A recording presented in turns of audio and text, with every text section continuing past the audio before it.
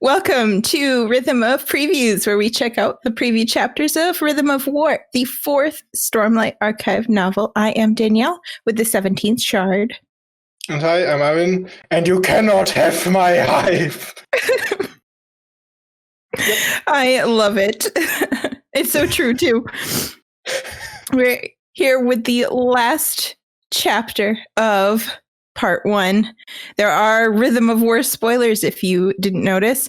Let's get into it. What annotations do we have for Chapter 18? Yeah, so before we leave the preview station on all about the hive train, let's look at these penultimate annotations. So Brandon talked about the odd structure of this book again, with how we have this mini climax with the book before the book here and in part 1, and how instead of we had this really big actions or intense scene with Shallan and Rishafir in Oathbringer, we get a much more character focused and calm climax in part 1 here. We had Kaladin just talk to his family basically in last week's chapter, and chapter 19 does continue this trend, as we'll see later. And basically Brandon just said that he wanted to finally give Kaladin a chance, more or less, to truly become a healer and to see how that role fits him as an adult, because of course there's been a couple of years since he's left Hearthstone and has last worked together with his father, so it probably will be a little different for him. Yep, that sounds good.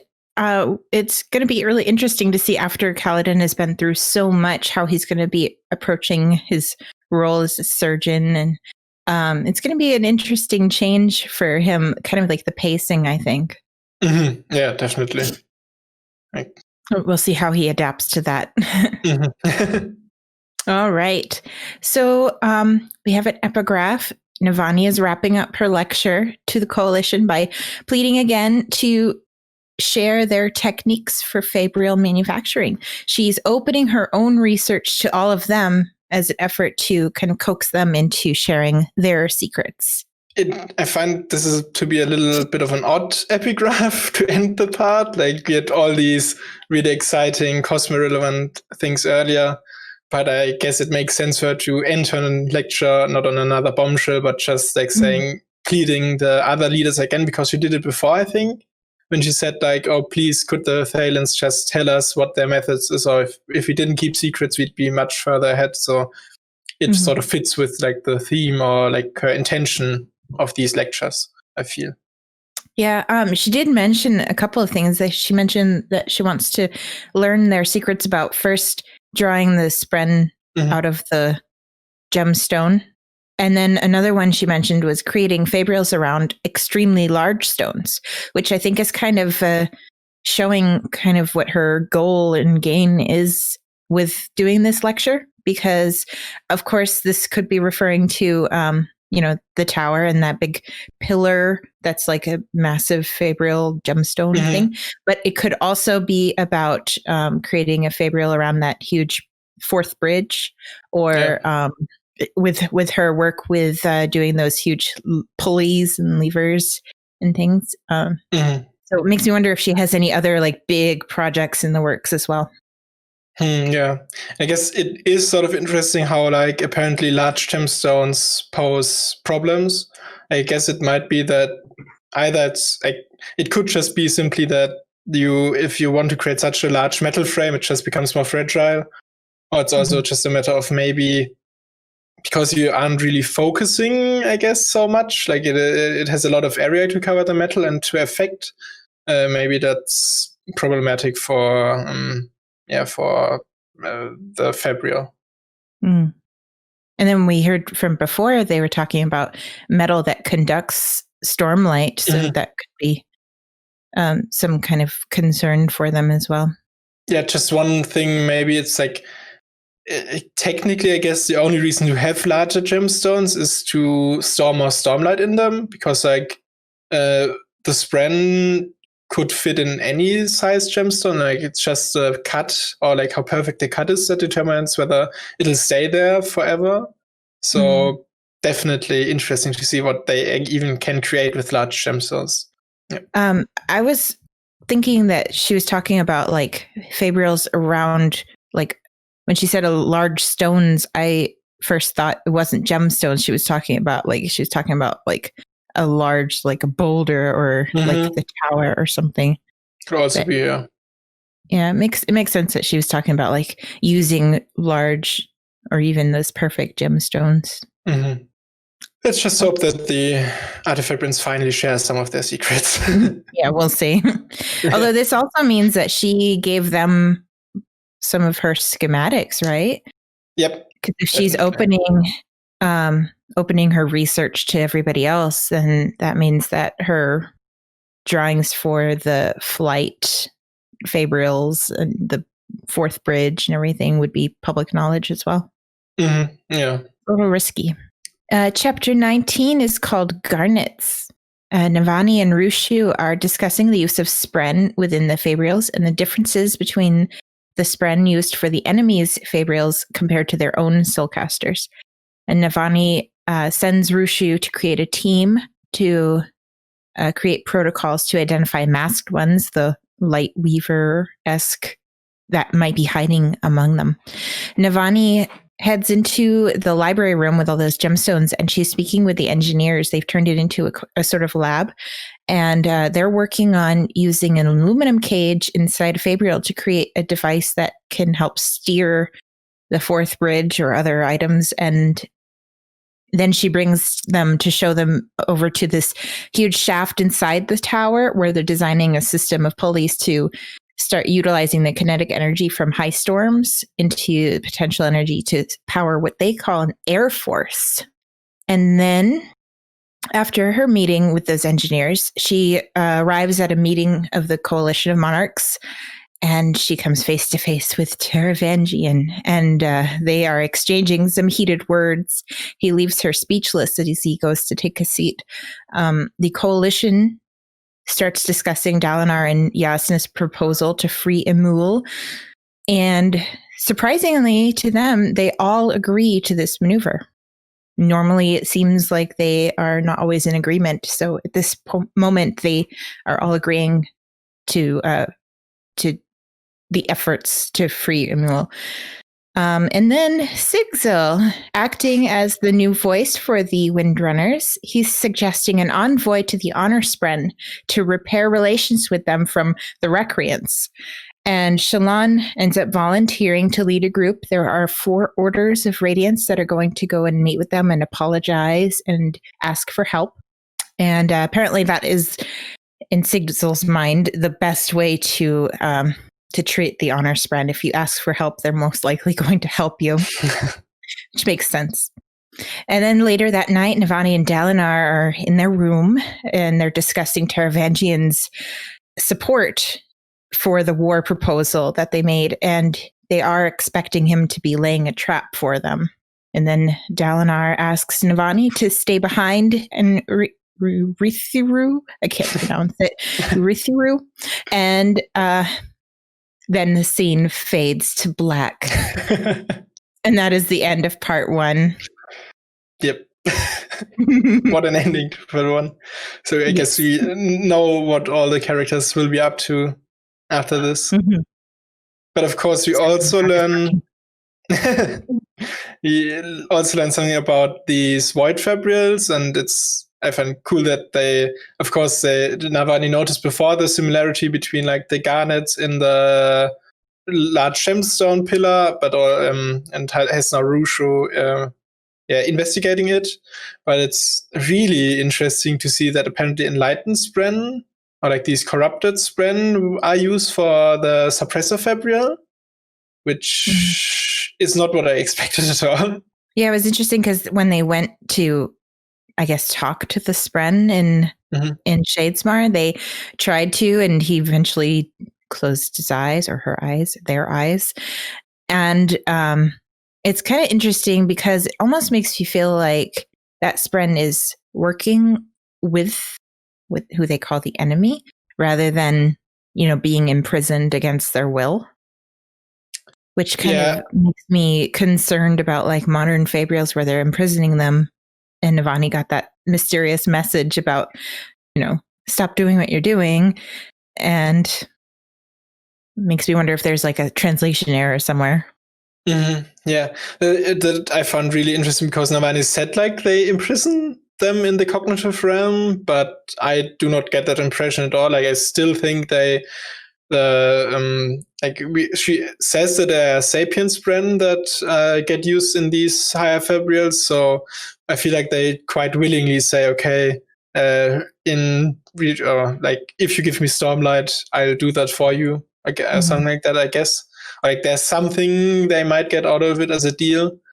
And also the Oathgates bren are quite content with their place, so I don't agree at all with her calling it imprisonment. Like it almost feels like she sort of tries to talk herself into thinking that what they are doing right now isn't all that different from what the ancients were doing, so she can feel better about it, maybe. Yeah, she did mention that she spoke with the Oathgate bren, didn't she? And that they seem to be fine with their job starting those So anyway, interesting. It makes me wonder with her storyline what we're going to learn about how the Spren and the Fabrials work together. Yep, definitely. And I guess what this chapter also told us is that all these ancient Fabrials are much more cognitive based. Like the Spren are imprisoned, which I don't think like they are based in the cognitive realm for it, while for the modern Fabrials they actually pull them into the physical realm and entrap them there. So I feel like the thematic difference there sort of is that the modern Fabrials are much better at affecting the physical realm because the Spren are in the physical as well. Like we see in, I think, Oathbringer, or maybe even the end of Words of Radiance, we have that one scene where they say like, oh, we've already optimized the lifts or something like that. Like they can do it better than the ancients. So yeah, I feel like that's sort of the distinguishing factor, that it's just physical realm versus cognitive realm. Yeah, maybe like the fact that they are imprisoning the Spren and bringing them into the physical realm, maybe it's making it more efficient, but it's also kind of a little more harmful to the Spren. Yep. Or not so humane, I guess. Yep. And just in general about the suppression fabrial is I find it interesting that it's an enlightened Spren and not just any void Spren, I guess. Like one of who's actually affiliated with Odium. So I wonder whether they always had the option to do that, or whether this enlightenment is a much newer development from Sharnat. Yeah. Yeah, weren't they comparing it to Renarin's Spren? Yep. Yeah, and it's so nice to see Navani in this. You know, this is her element. You know, she loves the research, the development, and she's kind of like a project manager where she's, she's all of her engineers are excited to show her what they've come up with, and she kind of directs them. Like she told Rushu to do all this research about trying to find similar Fabrials in that pillar. And then she also speaks with these engineers in the library about they're so excited to show her their new little device that pulls in different directions. Yeah, I feel like the engineers, they feel quite comfortable around Navani, and they actually welcome her into their own circle. And like the older engineer said like, oh yeah, that's genius what she came up with later. But Navani still thinks he's just, they're just talking to me and want to make me feel good, and they don't. I'm not actually a good scientist. But from this chapter, it seems like she came up with all these things for like the windmills and the pulley system all on her own. So she's definitely an engineer, and she deserves the praise.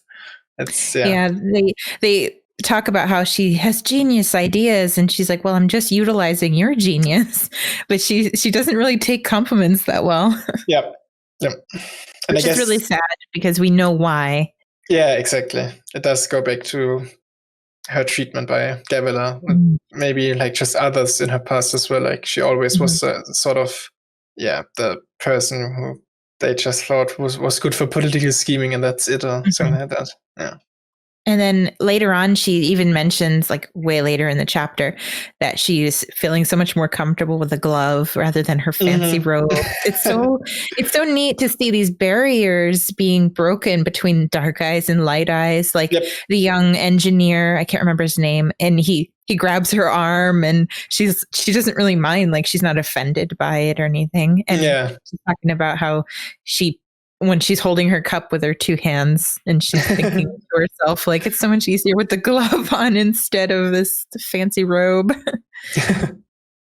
I mean, it's good for Warren society in general, I feel, to ditch the safe hand, because, I mean, I don't know, well, I mean, even with the emergence of Radiants, female Radiants who can't really, I mean, you're not going to fight that well with your left hand being covered up by a sleeve. So I really like seeing how it is organically changing rather than just like, I decree that women don't need to do that anymore. But, the queen of the tower is now like wearing a glove. I don't know. I really like that.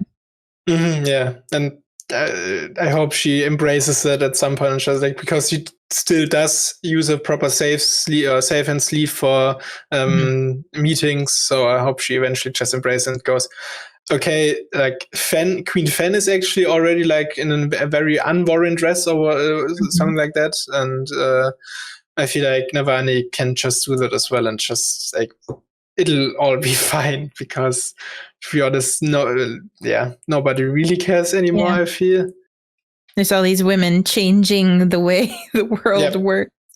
I love it. And Fen with her, I don't know, they described it kind of like a colorful dress. I was picturing it as like a plaid dress, which is totally not an Alethi or Vorin style. And so, and she's a queen, and so is Navani and Yasna. Like, they're all very important women, and they're kind of changing it up. Yep. Going back to what she talked about with the engineers, actually I find the personal lift is what she calls it, which I find a little, like, I guess you can use it as a lift, but I don't feel like that's the most natural application of it.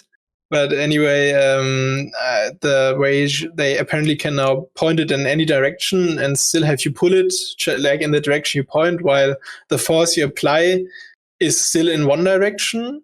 I find that really interesting, and I wonder whether they use something like a gyroscope or something like that, maybe. So the actual Fabrial is always aligned like with this in the same direction. The aluminum helps with that, maybe, and then you get like you yourself will be pulled in the direction that you're pointing. Something like that, maybe. Yeah, that's an interesting thing that they're using aluminum in the Fabrials, because we know that it like blocks shard blades and it interferes with investiture and stuff. So with them using it, maybe they can block certain signals that they don't want the Fabrial to have, and have it, change directions without actually having to move the Fabrial towards that direction. And didn't she mention something in later on, when they're at that like huge police system, and she says, okay, I want you to work on this lift, but I want you to design it like a crossbow. I was trying to picture that, like, what are they going to shoot people up into the sky? What I imagine it like is basically like in, I think like in Gmod, the game, there's like grappling hook, and that basically looks like it's a crossbow, like from Half-Life the crossbow, and I imagine basically like that you can just shoot around with that like that. Yeah, so I guess, and it's a little not very practical for like that, the average person. But it is it's just cool to see also Navani she doesn't just think about like all these scientists, like the nephew or whatever he was of the older scientist. He just built it as a box, and he didn't really pay attention to aesthetic or how the common person might use it. But Navani immediately thinks, okay, maybe form it like a cross-person, so you also have a direction indicator and stuff like that. So she definitely thinks she is genius. That way. Yeah, she's a genius. Yeah, she's a creative genius. And I think this is also like born of her kind of political savviness and her just way of dealing with people. She knows how the public will see and perceive things. And so if you can design it with its purpose in mind, rather than just a box, then you'll get more people to embrace the change. And actually, with the fourth bridge, she designed it in her original schematics as like a ship, but now we see it in practicality, and it's just like this plank that's like moving slowly around. It's not very aerodynamic or anything. So it's kind of like she's almost fighting a little bit with the engineers, where she has these grand things in mind, but she has engineers working for her who are just thinking about the mechanics of it. Yeah. I mean, they do still, like, they also mention, we had to tweak your ideas there and there a little bit, but at the core, it's still all Navani's ideas, and she can show all these scholars how it's done. Oh yeah, yeah. But going back to the little box with the aluminium, maybe later on, Navani, when she thinks about why she's being sent these, or when she was sent these messages via Spenreed, she thinks that maybe it has to do with because they're only now getting these messages, and they have been developing Fabrials for like the last 10, 20 years or something like that. So it's weird that they only now become active, that other party. And she theorizes whether it's to do with them using aluminium now. And I wonder whether maybe that's something to do with maybe the Spren is hurt by it or something like that. Like, because it does interfere with investitures. So it would maybe make sense that they feel actual pain from it. Or it could keep them from being able to communicate or something. I see when we first read that passage about the mysterious Spenreed message, I was thinking, what are they talking about? Like the flying bridge, or are they talking about using the tower as a way of making a big Fabrial? But now that we know that she's using aluminum in it, that definitely makes sense. I feel like that might be where that plot might be going though. But then again, it does feel like if they only have to ditch that attempt at making Fabrials work, it also would be like, of course, they wouldn't be able to pull off that many feats, but they'd still have all the other Fabrial stuff. So maybe it is modern Fabrials in general that it has an issue with. But yeah. Yeah, and we've seen now that the enlightened Spren are being used in the other types of Fabrials. Maybe that's how they want it to go back to, rather than, this new modern imprisonment of the Spren, of lesser Spren. Yeah, I guess another person who's apparently interested in these new scientific developments is also Taravangian. He approaches Navani and says would be cool, I guess, to for him to see her designs finally for all that she's doing. And I do really like this more politically savvy Taravangian. Like in the previous books, like in his viewpoints, we often saw him on his intelligent days, but the others most often saw him on compassionate days, or at least he appeared to be less intelligent. And it's really cool to finally see him interact in his fuller capacity with the characters, and they know about they know he's somebody to deal with, I guess. Well, yeah, he totally dropped that facade of naive, bumbling old man. He's really not on a very compassionate day in this chapter, because man, that conversation that he and Navani had was scathing. Like, they were flinging it at each other. It was pretty harsh. And to leave Navani speechless at the end of it, like, she hears what he's saying and she just can't get over his utter lack of respect for human life.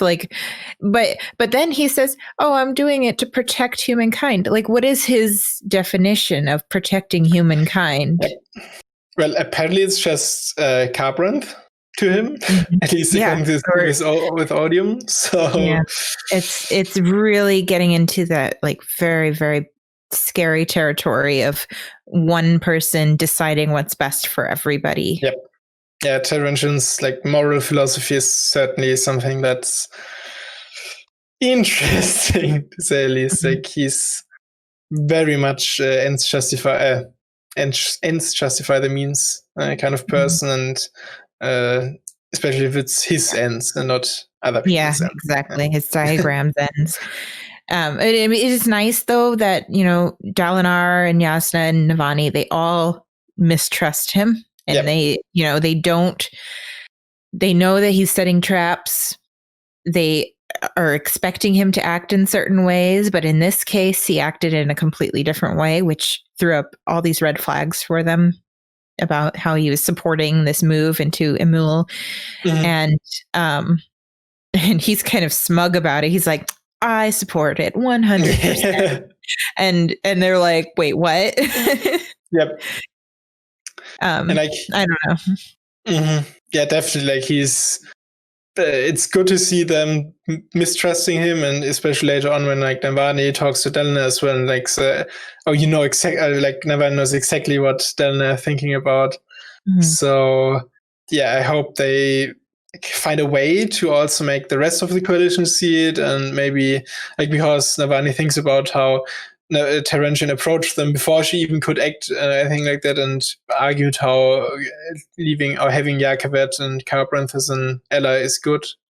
So it is a sort of tough situation there. In like Taravangian is a valuable ally, but if he's working for the enemy, yeah, of course, it's also a large problem. And, well, we know from being readers that there's the singers and listeners are kind of moving on the tower. They're on their way there, and maybe Taravangian knows this because he's wanting them to move their whole military force away from there. It doesn't matter where, as long as they're not there. And we can see this, but Navani and Dalinar are sitting there like, why is he doing this? We're totally clueless. I mean, at least they're trying to be prepared, and Dalinar wanted to leave Navani there to kind of carry on his ideals, basically, if anything happens to him and Jasnah. But it's scary. And I 100% agree that Taravangian is just like, he's well aware of the singers or the fuse plan, and he just, maybe if everybody is engaged away from Urithiru, nobody can come to, or like even not necessarily even if they're all engaged in Emul, nobody can come to help in Urithiru, and so they'll be open there. Because I guess technically you could say if only the Alethi and I don't know, the Thalens and the Aesish were in Emul, they could still say, okay, when Urithiru gets attacked, you can defend it. But if everybody is caught up there, no defense. Apart from Kaladin, probably. Right. New surgeon Kaladin. Yep. I do like, though, seeing this coalition of monarchs and seeing all the different monarchs there. Yanagon, he was there, and I love that he's a teen, he's a youngster, but he's smart. He can make his own decisions, even like despite their custom, he speaks for himself, and he's joking around with the other monarchs. I really like to see that. And of course, Fen. Yeah, I really love Fen. She's she's just like this. I don't know.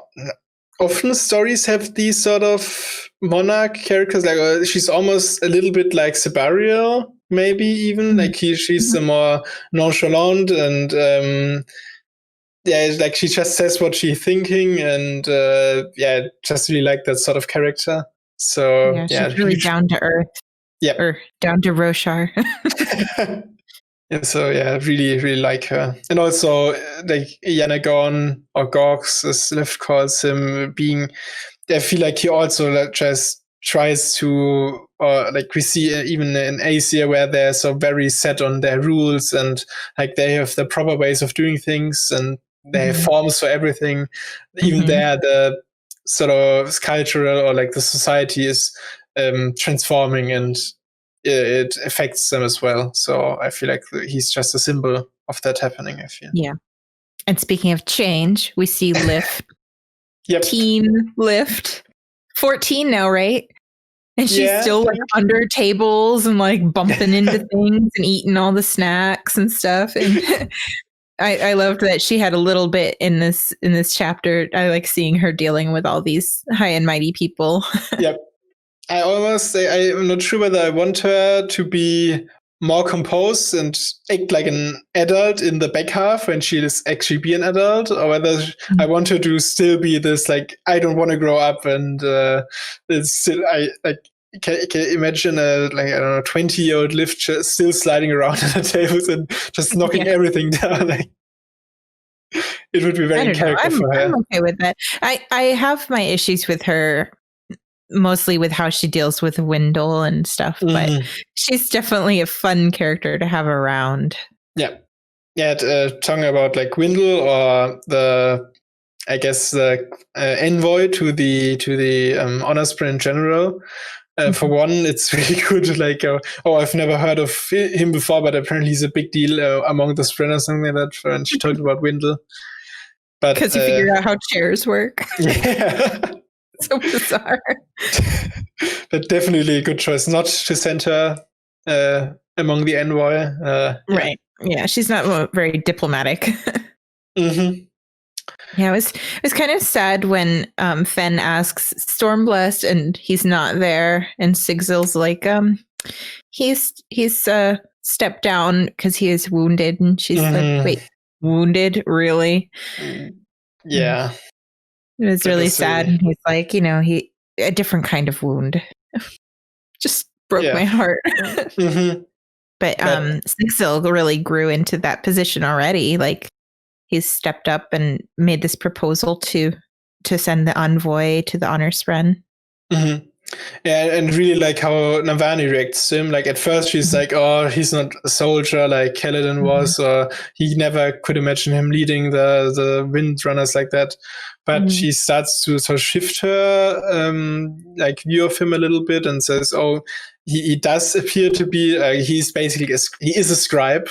But that might actually be a good thing, and he does know what he's talking about and sees reason. So yeah, I really like that sort of perspective on him. And it's kind of funny because she thinks to herself of almost like a patron saint of the thinkers. Oh yeah. And so she was kind of chastising herself for judging him before really thinking about it. Yeah. Something else that was interesting about the envoy was that apparently Jasna still is one of the only Elf scholars, or the only Elf scholar, because because Inkspren apparently still haven't, or still don't want to bond. So yeah, I wonder what's up with that. Whether we'll see more Elf scholars in this book, or maybe they're entirely like. Jasna will be the only one for a long time. And then they didn't want to send Renarin because of his unique circumstances. But they're sending Godaki, the Edge Dancer, and they're sending Shallan, the Lightweaver. They're sending, who is the other one? There were 4, right? They're sending a Stoneward, which I really like. Like Stoneward is. Finally, want to see a Stoneward in action, and I think plus Adolin, that's all of them. Like 4 Radiants. But Adolin's not Radiant, though. Oh, was it only 3 Radiant? A Stoneward, Edge Dancer. They were going to send another Truth Watcher, unnamed. Oh, right. Yeah. A Truth Watcher. Not Renarin. Right, exactly. Okay, yeah. And first of all, I really like that they're sending Godaki, because we haven't seen anything or much of him yet, but I feel like he can become a great character because like he was a former Ardent, and I don't know, I feel like he could fill the role of sort of an older guy along with all these young people in the group. Probably it's going to be neat to see an Edge Dancer who isn't quite so unique as Lift. Yep.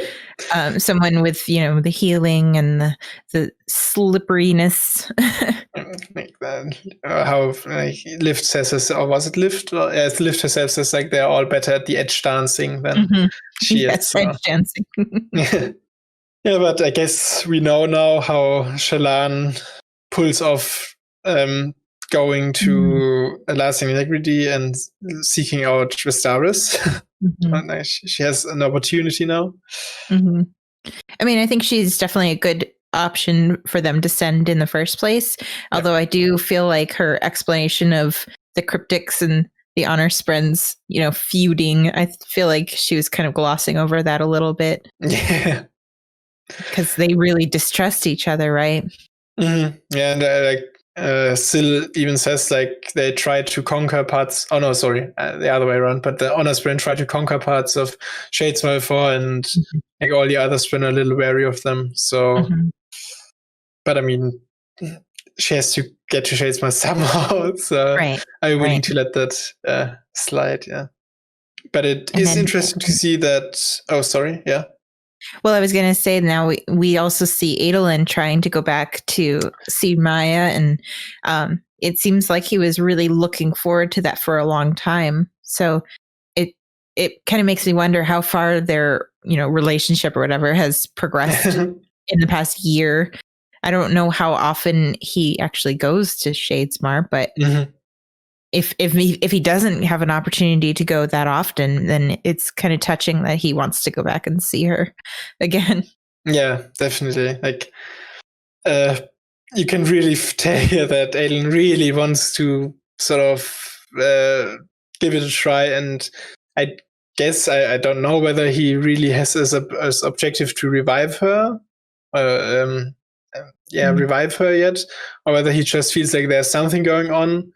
But definitely exciting to see him excited for going to Shadesmar, because also, like at the beginning of the Shadesmar sequence in Oathbringer, he really didn't like it at all and was like, he really was out of his depth because he's not a Radiant. He could really help them there. But now he has a reason to go to Shadesmar, and I really like that. Yeah. And what also was interesting to see about this envoy is that they cannot send or don't want to send Kaladin because apparently the Honor Sprint still hold a grudge for him, I guess maybe having bonded Syl because she was sort of their princess or something like that. So maybe they hold a grudge about that. Ancient daughter. Yeah. That at least explains why he won't be going there. Yeah, it kind of ties up all of the threads of the different storylines that we're going to be seeing. Yep, definitely. I cannot help but feel that Lirin might die in this book, or at least be in grave danger, because like this basically perfect setup here right now for Kaladin to swear false oath. Navani and Lirin will like be important people. Like personally important to him and important to the general cause that will be in Urithiru alone with him, more or less. Like he will be one of the persons in power there. And I feel like he'll have the option to either save Navani or Lirin. And I feel like something like that might be coming. Can we just give Kaladin a break? Like, seriously, this job is supposed to be like his way of recovering, not going through another tragedy. Like, gosh. Yeah. Poor guy. I don't want it to happen at all, but it just feels like the perfect setup for that to happen. And wasn't it said somewhere that Rhythm of War will have some of the lowest lows? Yes, Chaos said that, or Eric said that in his review. So definitely some. I mean, I guess the one of the lows was already when Moash talked to him, and he almost talked him into suicide. That definitely was a low, but I really fear that there'll be lower lows to come. Yeah, long chapter, but it's just tying things up. It's not really bringing a bunch of new questions. A lot of neat Fabrial things, I guess. And like generally like cool to see Navani interacting with people, and also like how she saw Delana at the end, how she still takes care of business for him. Like he isn't really a people person, or like he doesn't. He's rather oblivious to him maybe offending the staff or sending them away, but Navani still is like in the background and cleaning things up. Really cool to see that, I feel. Yeah, they have a great relationship. I feel they really depend on each other. Any other thoughts for chapter 19? Nope, nothing from me, I think. We're going to cut in a little bit of the discussion of the annotation for chapter 19 here. It'll be later on in the day because it doesn't come out when the chapter comes out. So we'll probably go to that right after this. So Brendan, in this last annotation, he talked about how he had a hard time deciding whether to end the part on Kaladin or a Navani viewpoint. But ultimately decided that Navani would fit a lot better as sort of the thematic end. And I feel like, that makes a lot of sense, especially like that was perfect setup for just starting the rest of the arcs. But he also acknowledged that Taravangian might just like walking around freely after admitting to all the things that he did and at the end of Oathbringer might be confusing or like might be weird to some people. But like in the greater scheme of things, as far as Bren is concerned, Taravangian's actions aren't really that condemning as you'd first think, because like if there weren't suspicions that he is in league with Odium, they just he's another political leader who just goes over, like he's willing to do assassinations. But then Brennan also talked about that we are apparently going to get some Taravangian's perspective on things as well throughout the book, because he will be the sort of interlude through-line character for Rhythm of War, like Seth was there for The Way of Kings or Eshonai for Words of Radiance. So that's what we'll get. Well, yeah, it's definitely weird to see Taravangian like just walking around free, but I guess it makes sense, especially in time of war. You don't want to be like deposing people, and especially when they're a big part of, Yakoved is a pretty significant part of this fight. So I guess it makes sense. Yeah, definitely. And I guess, as Brent said, we will see what Taravangian himself thinks about all this. So looking forward to those. Yeah, that'll be interesting. I did find his perspectives very cool, just with like the fact that he has all these varying states of mind. So it'll be interesting to kind of explore him further. He's a very good character. He's just not a very good person.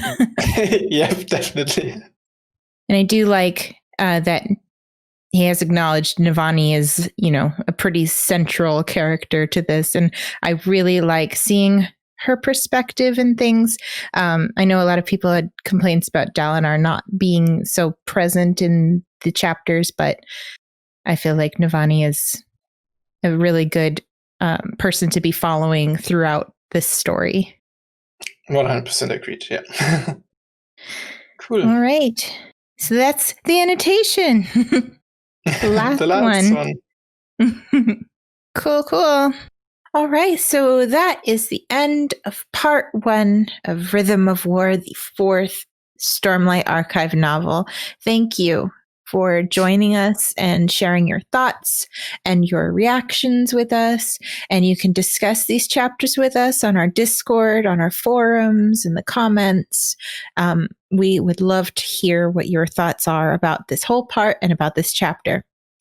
In 1 week, we will all be enjoying the rest of this new epic adventure, and we will see you again, along with producer Ghost Eric. We haven't quite decided yet how that will look, but Marvin and I will be reading as fast as possible on release. I have days off from work for this. So we won't be doing chapter by chapter videos in this series. That would be ridiculous. Oh God, I couldn't. But we're going to be planning something to finish up this rhythm of previews. Yep. And don't forget, you cannot have my hype. I love it. It's so true. I'm so excited for this book release. Bye. See you.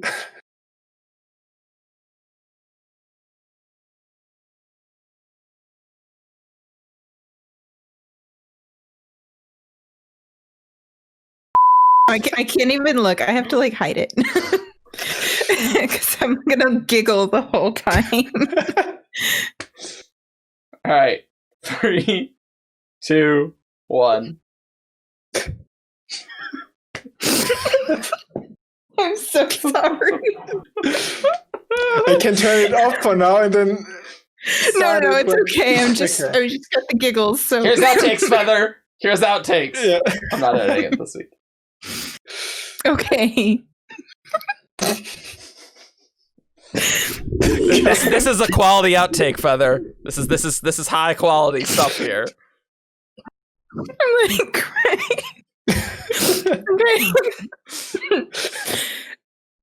Do you want me to do the countdown again for you, Danielle? Yes, please. I've completely covered everything. I can't see it now. You just covered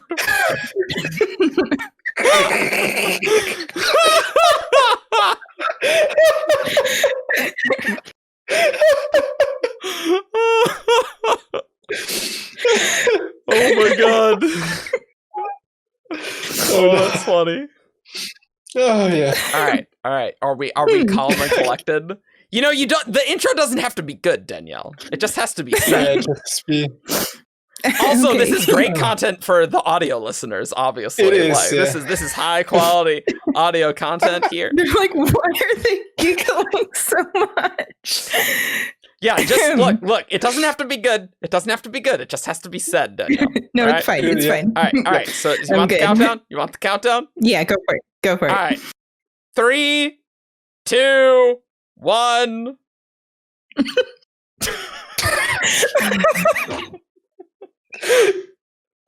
Great start. Great start. Not to. Okay. Okay.